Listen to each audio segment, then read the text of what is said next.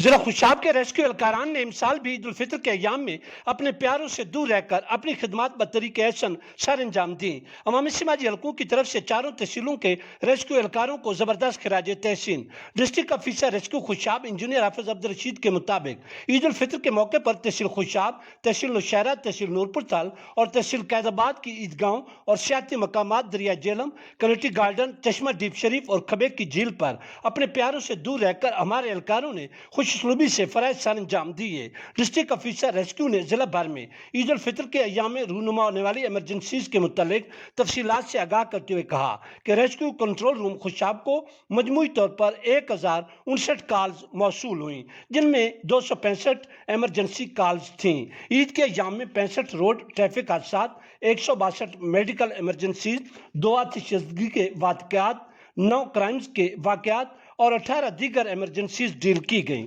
دوران ایمرجنسی موقع پر 30 معمولی متاثرہ لوگوں کو فرسٹ ایڈ فراہم کی گئی، جبکہ 233 زیادہ متاثرہ لوگوں کو فرسٹ ایڈ فراہم کرتے ہوئے ہسپتالوں میں منتقل کیا گیا۔ انجینئر حافظ عبدالرشید نے بتایا کہ پنجاب ایمرجنسی سروس نے ریسپانس ٹائم کو برقرار رکھتے ہوئے 265 متاثرین کو ریسکیو کیا، جبکہ پیشنٹ ریفرل سروس کے ذریعے سرکاری ہسپتالوں سے دوسرے سرکاری ہسپتالوں میں بہتر علاج کے لیے 42 مریضوں کو منتقل کیا گیا۔